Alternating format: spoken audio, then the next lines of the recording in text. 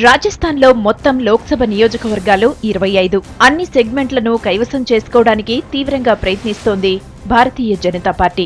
Machine 25 పేరుతో దూసుకుపోతోంది రాష్ట్రంలోని వసుంధర రాజే సర్కార్.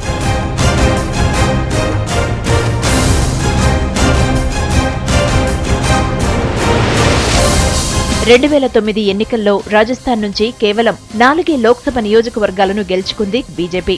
అయితే గత ఏడాది అసెంబ్లీ ఎన్నికల్లో చరిత్రలో ఎన్నడూ లేనంత భారీ మెజారిటీతో గెలుపొందింది కమలం పార్టీ. ఈ నేపథ్యంలో మొత్తం 25 సీట్లను తమ అకౌంట్లోకి వేసుకోవడానికి పావులు కదుపుతోంది కమలం పార్టీ.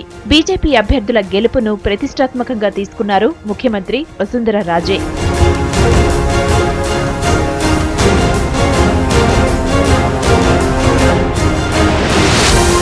ఈసారి రాజస్థాన్ నుంచి కాంగ్రెస్ ప్రముఖులు సచిన్ పైలట్, గిరిజా వ్యాస్, చంద్రేష్ కుమార్, జితేందర్ సింగ్, సిపి జోషి, అజరుద్దీన్ లోక్సభ బరిలో ఉన్నారు. వీళ్లలో రాజస్థాన్ పీసీసీ అధ్యక్షుడు సచిన్ పైలట్ మినహా అందరూ ఎదురీదుతున్నారు.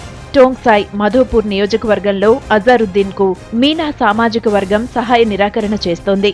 సీనియర్ కాంగ్రెస్ నేత సిపి జోషికి జైపూర్ రూరల్ నియోజకవర్గంలో షూటర్ రాజ్యవర్ధన్ రాథోడ్ ముచ్చెమటలు పట్టిస్తున్నారు. చిత్తోడ్గఢ్ నియోజకవర్గంలో గిరిజా వ్యాస్ ఈసారి గట్టెక్కడం అనుమానంగానే ఉంది.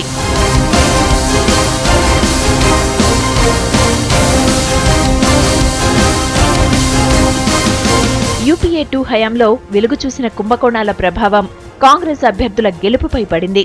కాంగ్రెస్ నాయకుల విజయావకాశాలను ఘోరంగా దెబ్బతీశాయి స్కామ్లు. దీనికి తోడు నరేంద్ర మోడీ హవాకు వసుంధర రాజే వేగం తోడైంది. కమలం పార్టీ అభ్యర్థుల గెలుపు బాధ్యతలను భుజాన వేసుకున్నారు ముఖ్యమంత్రి వసుంధర రాజే.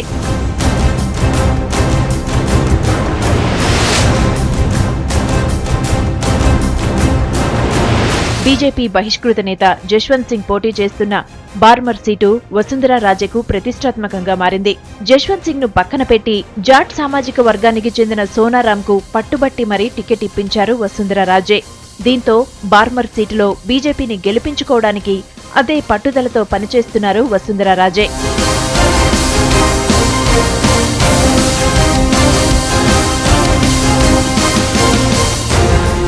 బీజేపీ ఇంతగా దూకుడు మీదుంటే కాంగ్రెస్ పరిస్థితి డల్గా ఉంది.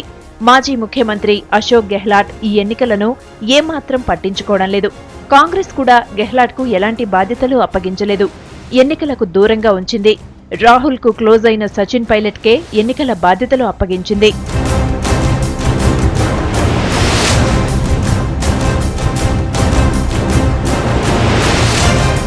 మొత్తానికి రాజస్థాన్లో ఎన్నికలకు ముందే కాంగ్రెస్ పార్టీ చేతులెత్తేసింది.